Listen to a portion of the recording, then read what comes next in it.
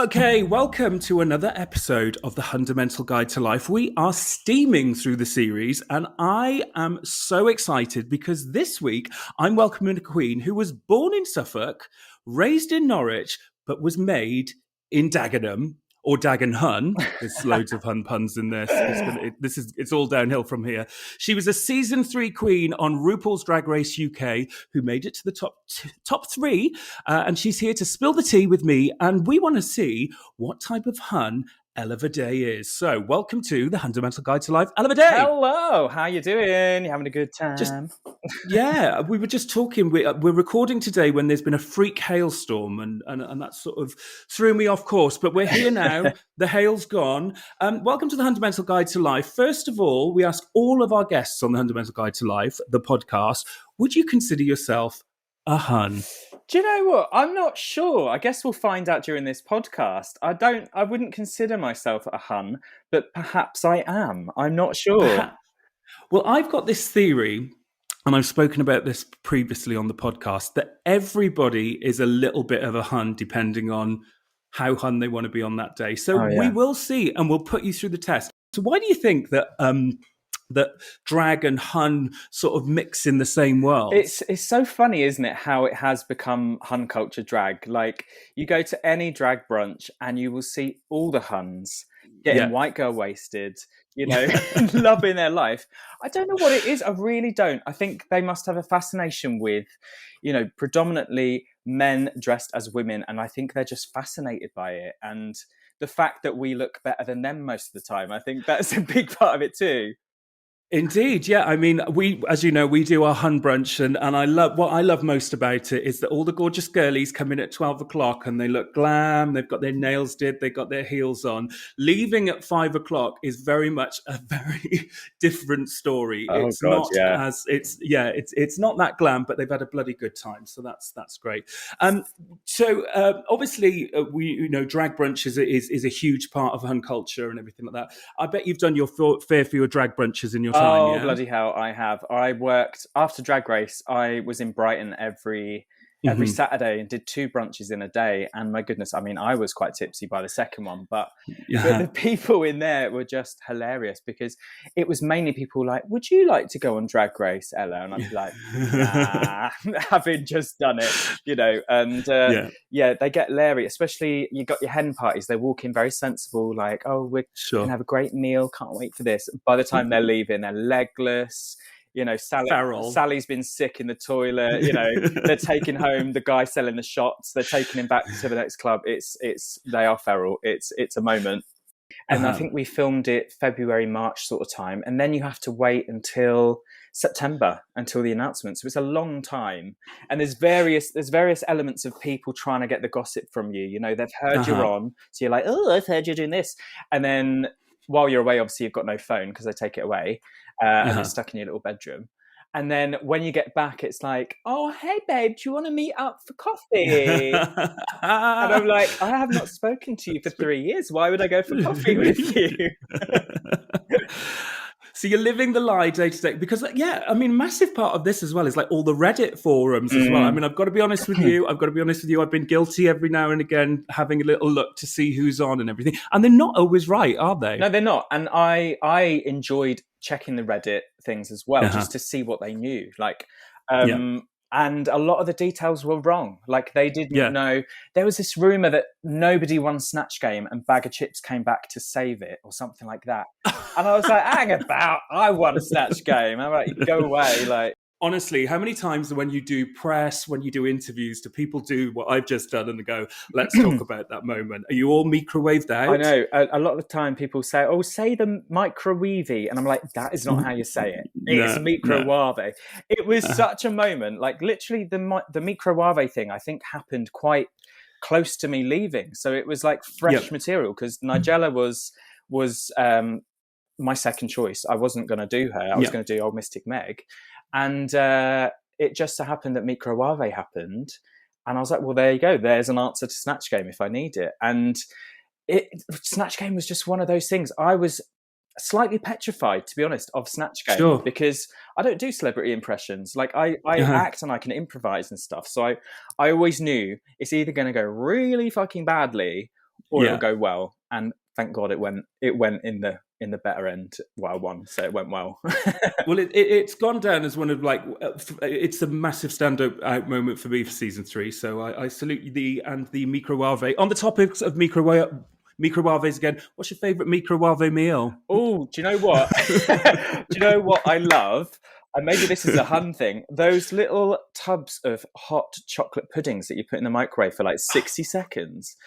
That sometimes I crave them, and I just want to go to the corner shop and just get one of those, because I think there's nothing more satisfying than a slightly tough, slightly hot, burn your mouth, that sort of situation. That would probably be my favourite. I would say from what we've spoken about, you're the honeyest end. Yeah, I think you might be right, actually. Yeah. So let's have some quick fire hunning with our curricula Hun vitae, another stupid Hun pun here. So you've got a background in acting, musical theatre, and obviously drag on Drag Race. I need to know where your Hun qualities might come from. So are you, in the club, are you a slut dropper or a shimmy dancer? Now that depends how much I've drunk, what I've been drinking. I think I start the night as a sort of shimmy. Come on, just stand on the edge. Yeah. After a couple of shots and whatever, I am the slut dropper of the season. On the pole, everything. I will be greasing that pole on a Saturday night. You don't know, yeah. Where did your drag get? Like, which clubs did your drag get born, and where did you get inspired, and where did you go out back in the day? And you're thinking, I could do that. Were you like GAY Heaven, all of that? I mean, I never used to really go out in drag, to be honest with you. I just kind of started and started gigging. But when I just graduated college, age 19, and I hadn't even come out at that stage. GAY Late was my haunt of choice, and I was there 3 or 4 times a night. I lived in Dalston Junction, so me and my friend would leave the house at midnight, and I'd be like, let's go out. And do you know what I used to drink, which is really disgusting, and maybe honey, maybe, I don't know. I know what it's going to be. It's going to be dead honey. Do it. It used to be a pint of wine with a lemonade top, and I used to drink it through a straw. And you had the audacity to come on here at the top of the show and say, question, am I a Hun? A pint of wine with a lemonade top. I mean, Hun, I'm going to have a week off. You could take over. Well, I thought I wasn't a Hun. Maybe I'm just trying to hide the fact that I am a massive Hun. No, embrace it. Fabulous. So if you went out on a night out with Claire Sweeney, we know you don't like the wine, but do you like Prosecco and cocktails? What would be Prosecco or cocktails? Cocky teas? I am definitely a mixer, which is not great. I would start off with the Prosecco until I realised, okay, we need to stop on the Prosecco. Yeah. And then we'll move to a cocktail. And I'll usually go for I can never remember the name of it, but the coffee one, as my friends know, I call it the coffee one. So it's so I think its real name is the espresso martini, but the Huns call it the expresso martini. And I just like to say to all Huns out there, espresso or expresso martini, you do you, Hun. I do love an espresso martini. Loves an espresso. Yeah, loves it. Martini. Fabulous. And when you are out actually thinking about Prosecco, I was somewhere the other day, and I don't drink Prosecco anymore because it gives me the heartburn. And I literally, I was there somebody the other day, and they were like, "Do you want a Prosecco?" I was like, "Yeah." And I've spoken about this on the podcast before. As you get older, do you reach for the Rennies on a night out when you've been on? Sometimes. Yeah. I mean, getting old is not fun, is it? Like heartburn, all sorts, wrinkles. Wrinkles and Rennies. That's my hot girl summer. Right, let's talk some more about your Hun qualities. So you just spoke about your closet and your wardrobe. So what is the honeyest outfit do you think you've got or have had in your wardrobe? Oh, I don't know what I've got right now. I mean, the other day when I went to judge a stand-up thing, I wore this leopard print suit thing, and I looked like a mixture of Shania Twain working at, in Coronation Street or EastEnders. I would say the honeyest thing I've owned in the past would be, we're talking back in 2008 or whatever. Do you remember when combat trousers with all the strings on the side were a thing? I mean, for the purpose of the tape. For the purpose of, I've got my Posh Spike t-shirt. Oh, I love it. Are you talking about these ones? Yes. Oh, there we go. I think I had a camouflage pair which were corduroy, and I had like a light green pair of them, and they were massive. And I think they're a bit hun, because I don't think I would wear. I don't think they would suit me now, but they suit you. They suit you, darling. They suit you. You look gorgeous. Yeah. Is there something that you quote with your friends or with your sisters like all the time? You know, like something like it would be Nighty Night quotes like "Hi, Kathy." I don't like it, Kath. I really Kath, hate it. I wish that was mine, Kath. I didn't mean that's one, Kath. No, I love it. I am not an octopus. Like she Julia Davis is my favourite comedian ever, I think. Yeah. She is incredible. This is like, anybody who knows me, I don't really find much comedy, everyone's like, oh, watch this, it's so funny, and I'm like, well, it's not Nighty Night. Nighty Night for me, Nighty Night and Charity Shop Sue are I think that they're quite close together in what kind of gets my sweet spot. Yeah, but me too. Julia Davis, it's just absolutely phenomenal. I literally could, if you got the spare 3 days, we could like have a quote off, because I got a feeling that you know all the quotes and I know all the quotes. We could just sit quoting it all day. Like, I literally watched it. I must have watched it when I was at home still, like when I was 14, 13, I don't know. Yeah. And my whole family would watch it, and it's such a dark program to watch with your whole family, but we just love it, and it really hits my spot as well. That sort of humor and comedy is just my favorite. And you've obviously done your tour with your BDE tour quite recently. Are you all BDE'd out, or are you still riding the wave? Still riding the wave. We've got a bit of BDE coming this week, because we're doing Drag Fest this weekend, and I'm sure it will come out at various times throughout the year. But no, we had such a good tour. It was so much fun, because the mad thing about doing Drag Race is you don't actually really get to know the people you're doing it with. So that was the first time that we actually spent a length of time getting to know each other, which is mad, isn't it? You really get to know somebody up and down the M1 when you've got to go in service stations and people need a slash and everything like that. That's the best time to get to know each other, or a long flight or something like that. Fabulous, fabulous. Okay, now let's go into your past, okay? Because rumour has it that you were a backing dancer on the X Factor. Yes, indeed, I was. Yes, indeed. But not just like X Factor, Glory Years X Factor. I'm talking Ollie Murs, Johan Quigg that year. So how did that come about? Well, I think I just graduated 2008, and I went to an X Factor, audition for dance to be a backing dancer, and I got the job basically in a nutshell. And amazing. So I did Could It Be Magic Now? There's only 5 of us. So it was the glory years of X Factor. It was Cheryl Hole. I can't remember who else was there now. But it was fab. And they had us really dancing. And then I went on to do Panto, but they wanted to book the same 5 dancers for a few more weeks. Finally, on Drag Race, obviously All Stars is happening, and it's the All Winners season, which is happening now. Have you seen any of the episodes yet? I haven't. I've seen bits and bobs of it. And Jinx, I saw Jinx Monsoon's Snatch Game. It was incredible. Like, that is how you play Snatch Game. RuPaul. Yeah, it was fabulous. And I'd definitely be rooting for Jinx to win, because she's incredible. Yeah. Did you see? I think it's a different tangent. Did you see that video of RuPaul where he couldn't remember Jinx's name at Icon? Yeah. Which one are you, or something he said? Oh, Jesus. Which one are you? What's it like? I mean, I've spoken to some of the queens that we've had on the show here. What was it like meeting Ru for the first time? Was it like it was one of those moments. Like I said, I don't get starstruck at all. But when you are head on with RuPaul, who is massive, he's so tall. And you just realise, oh my God, I'm on Drag Race and I'm talking to RuPaul. And he knows my name, or at least he's just been told what it is. Been told what it is in his ear. Who is this average white person? Oh, Ella Vaday.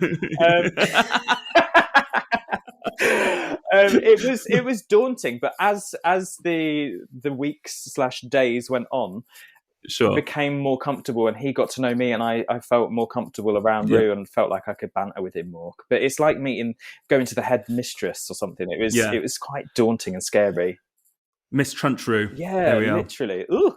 Okay, we are ploughing through the show here now, but we have asked all of our guests every week on the Hundamental Guide to Life to contribute to the Hundsnet playlist on Spotify by telling us which tracks they live they love to live to, they love to laugh to, and they love to love to. It's our live, love, laugh section. Of course. So you're beating your face for a night out. What's on the stereo to get you geared up for a great night out on town with girlies? I get so distracted when music's on and it takes me ages. But if I was to choose a song, at the moment, I'm obsessed with Shania Twain. I'm actually getting a Shania Twain sort of leopard print outfit made at the moment. And it would have to be that Don't Impress Me Much, because it's just such a bop. Yeah. And she's in the middle of the Nevada desert, flagging down cars, literally in full head-to-toe leopard print. She must have been boiling, bless her. She's got a hood on. She's got a full-length coat. She's got a hat box. What is she doing? And what? And what? She don't give a shit. She don't give a shit. Fabulous. I think that's already on the playlist, but we'll damn it. on it, obviously. No, but you said at the top of the show you didn't know whether you were a hun or not. Let's talk about a song that you love to. Now, this doesn't have to mean doing the jiggy jiggy or anything like that, but something, that makes you think of love, or something that you might be having on the background where you've got a candlelit meal for two from Marks and Spencer's in a bag and a cheap bottle of Plonk. It would have to be something like... Okay, maybe two options. Something Adele, if you're chilled, because Adele's got plenty of if you want to cry or whatever. But I would probably say, Release Me. That reminds me of back in the day in GAY. So if you're getting a bit passionate, release me. Release my body. I know it's wrong. So we'll go for, I don't know if it's called Release Me, but we'll call it. Yeah, it's by Agnes. That's it, Agnes, Release Me. Fabulous. I was thinking, just for everybody who knows, that's not Please Release Me, it's Release Me. Release my body. I know it's wrong. It's good. But that's from the era. That is a GAY late song. Literally. Like I can remember Poker Face, Release Me. We had Cheryl Hole, Fight for This Love. Oh yeah. And the other Broken one, Heels. Oh God, the best. The glory years of GAY late. I said glory years just if anybody is saying not glory something else. Anyway, and finally, what song gets you right giggly and reminds you of a good fun time with your friends? I am obsessed. This is another 90s or 2000s, can't remember. The Cause, Breathless. No, not Breathless. Is it Breathless? Go on. That one. Go on. Leave me breathless. Come on. Yeah. That is a song which people have forgotten about, I think, because the Cause album, Talk on Corners, was absolutely massive, and we were all there, back in the day, listening to Sharon playing her fiddle and Jim before he went a bit weird, and bloody Andrea wasn't Andrea Corr? Wasn't she in Evita? Wasn't she? I've no idea. Evita film? I've got no idea. There's a fast fact for you. I'm pretty sure this is true. Andrea Corr from The Cause was in Evita, the film with Madonna. Yeah. And I'm pretty sure she played, she had a very blink and you miss it role.